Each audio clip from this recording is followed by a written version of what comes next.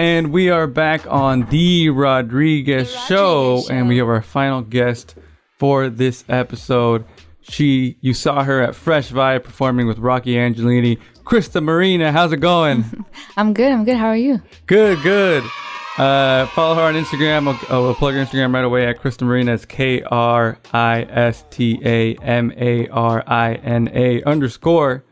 And her music is on all streaming sites, so you can find her on Apple Music, on Spotify, or wherever you get your music.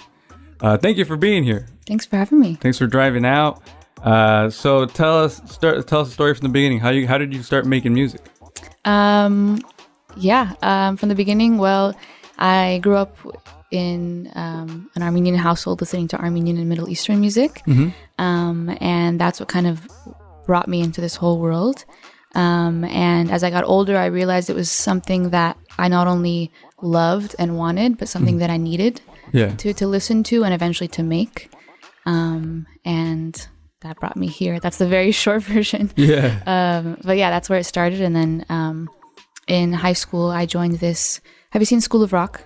Yeah. Okay. In high school, I joined this performing arts program that was like School of Rock, but in real life. But it was more pop oriented than rock. That's cool. Yeah, I auditioned and I joined, and it was in that program that I realized like not only my passion for like English music, but also that I, could foster like the skills in like production and performing and songwriting, and that I could do it every day for the rest of my life. It was in that program that I realized that it was the thing for you. Yeah, and then I never looked back. Did you have an instructor as cool as Jack Black though?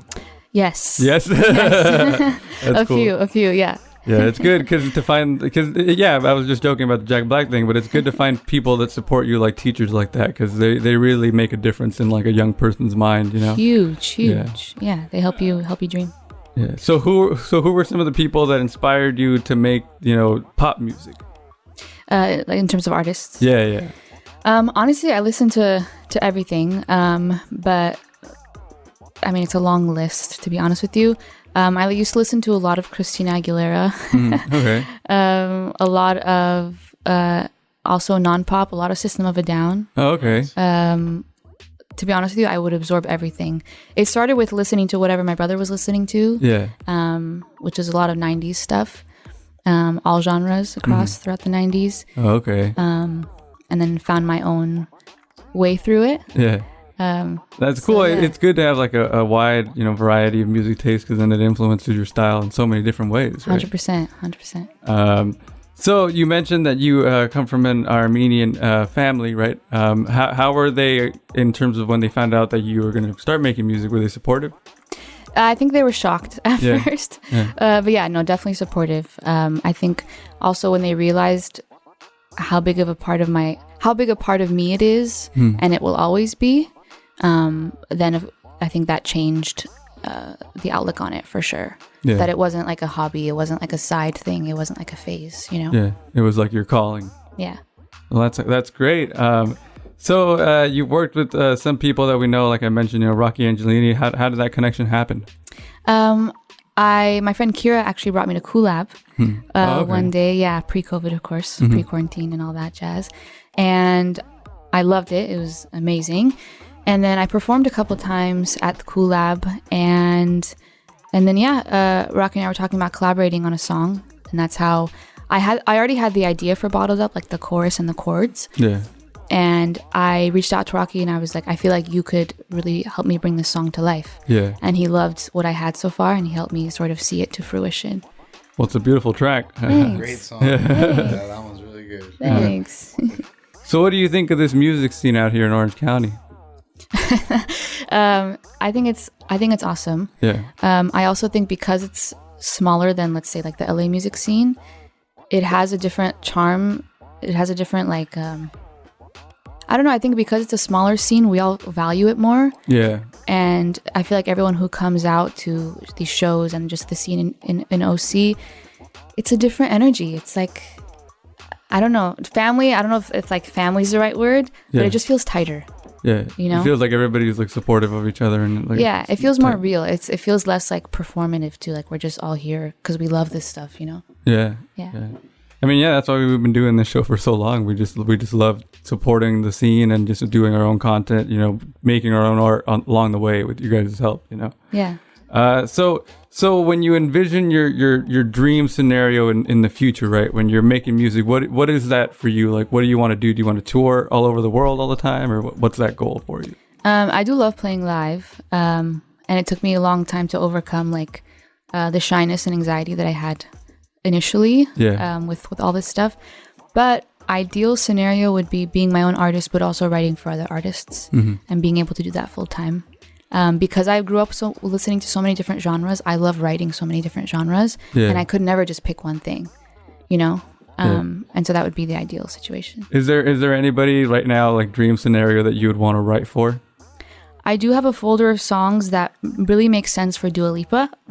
Okay. But like, you know, anytime I write a song and I'm like, I love this song, I don't know if it's for me, I add it to a folder in the hopes that if I ever come across some sort of degree of separation with that person, that I can get it to them. But I have a folder of songs that's like my own vault for me. And then I have another folder that's a vault for like all these, a list of other people. Gotcha. Yeah. Who would be the most surprising on that list of songs you've written for? Because you said you like System of a Down. Have you written something for them? There's a couple songs I could see them performing. Yeah. They don't involve, it might be more of like one of their chill songs. You know, there's no screaming in them. But even, I mean, even the System of, just because I love System of a Down too, just the way Serge sings is operatic, and I feel like it would work even the way you could write an operatic thing like that. Yeah, especially with Dodon's harmonies. Yeah, it could work. Shout out to System of a Down, man. Yes. So what else are you looking forward to this year? You've already dropped a couple singles, right? And then there's a remix. That was the most recent one. Yeah. So what else are you looking forward to this year? So this whole year for me has been about dropping a song a month and seeing where that journey takes me. And I've learned a lot from it. It's been a lot, but it's been very fulfilling. Yeah. And so I am going to see that through for the rest of the year. And I'm really excited about what's coming up next year. I don't want to say too much yet, but I'm just very excited You're taking to a big see step. What's next. Yeah. That's awesome. Yeah. I did see that on your Instagram, the video of you sharing your song with random people. Yeah. How was that? How did that work? I was so scared, but it was so worth it. So I went to a bunch of cafes, coffee shops, and just opened AirDrop and sent my song to anyone whose AirDrop came up. So dope. That's smart, man. Thanks. That's cool. And, my friend or different friends came along to help me film it and try to capture their reactions. Of course, we got their permission, afterwards, because I wanted authentic reactions. I didn't want, people to have to pretend to like the song or anything. Yeah. Some people declined the AirDrop, which makes sense. They're like, what is this? Some people accepted it, but didn't really react, So I would scour around the room to see who got it. I'd be like, oh, Jake accepted your AirDrop. And I'm like, okay, which one? Who looks like Jake? Yeah. A couple times people would look up and be like, what? Who is this? And I had my cover art on there. So people could tell who it was. A couple times people would come up and be like, oh, this is this is your song. It's awesome. I'm going to save it and stuff. So it was fun. Awesome. It was so fun. Cool. Yeah. That's a bold step to take, but it's what we have to do nowadays. You got to be unique about how you promote your music. For sure. Well, Krista, thank you for joining us. You're taking all the right steps, and we're happy to have you here. Thank you. We're going to have you do a couple tracks. Before we do that, do you want to introduce your friend here who came a long way? Yes, I would love to. Yes. This is my friend Greg. Hey, Greg. Greg plays the guitar beautifully, and he also makes a bunch of his own music, so y'all should check him out. Hey. Yes. So before we get started with you and Greg performing a couple songs, we have this segment called 60 Seconds With. So this is the first thing that comes to mind. I'll set a timer here, and are you ready for this? I'm scared because I'm very indecisive, but I'm ready. All right. They're easy questions. All right. Okay. Let's do this. 60 seconds on The Rodriguez Show. Favorite cartoon character? SpongeBob. Favorite song right now? Amari, J. Cole. One word to describe you when you were a kid? Creative. Do you have a hidden talent? A hidden talent. Do I have a hidden talent? No. It's okay. Netflix, Hulu, or HBO? Netflix. Name of your best friend in high school. There is multiple. You could just name one. Okay. Ornella. First CD you ever bought. Hilary Duff. Favorite movie. Oh, Harry Potter, all of them. And your favorite thing about music. It helps me survive this existential life that we live. And that was 60 seconds with Krista Marina on The Rodriguez Show. All right. Are you guys ready to do a couple songs for us? Yeah, let's do it. All right. This is Krista Marina on The Rodriguez Show. Let's get it.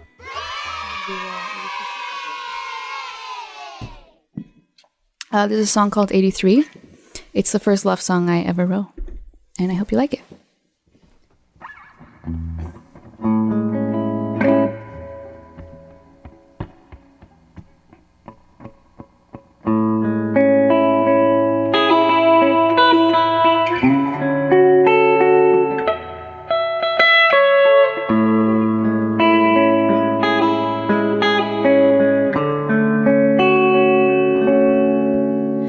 The smell of rain, the touch of your hands on my waist. The simple things remind me of what it's like to love again. Forget me not. Would you still love me when I'm old and gone to fight? Wonder how old I'll be when you stop loving me. Will you still think of me as you're lovely when we're 83?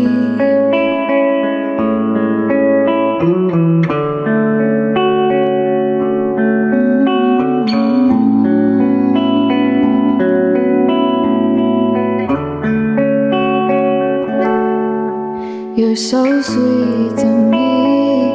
Your smile makes me happy, and I cherish the tiny moments and memories, our laughs and jokes in between kisses.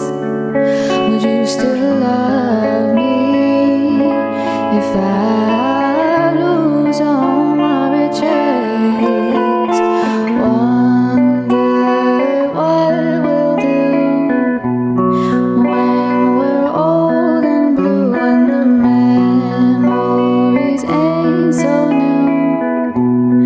Will you still be true when we're 92? And I worry if I still have you by my side when we're 90. Don't wanna lose you to time. But guess what? You're stuck with me, 'cause I love you, you see, and we are meant to be till we join the sea.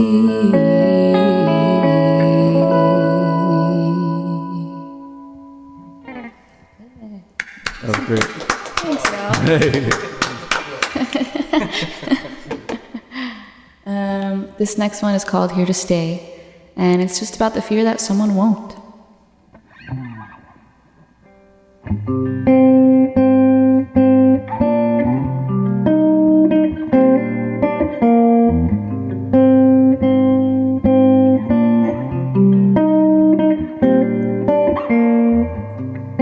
Pink skies, brown eyes, looking my way.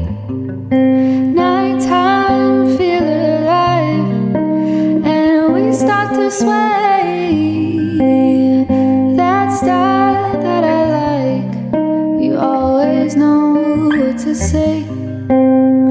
I just hope that you're here to stay.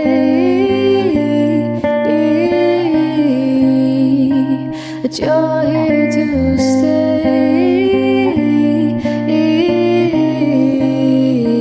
That you're here to stay. That you're here to stay.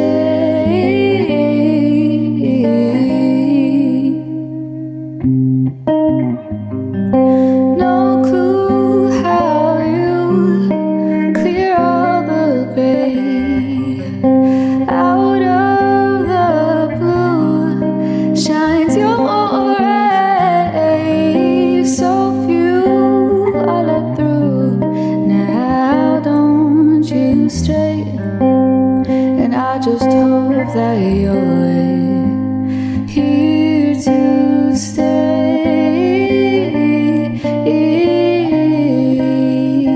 That you're here to stay.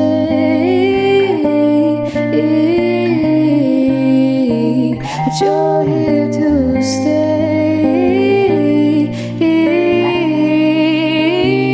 That you're here to stay.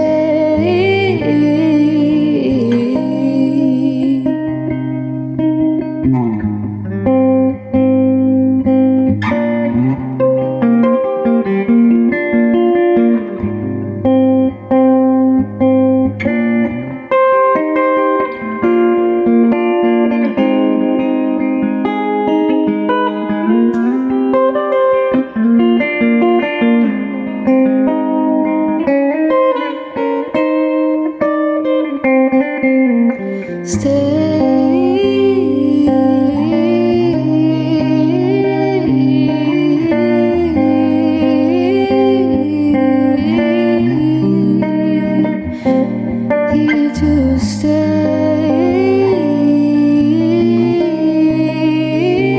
That you're here to stay.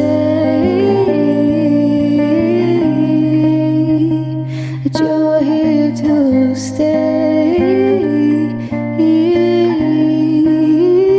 That you're here to stay.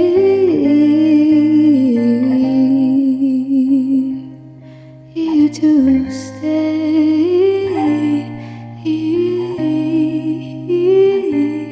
Here to stay.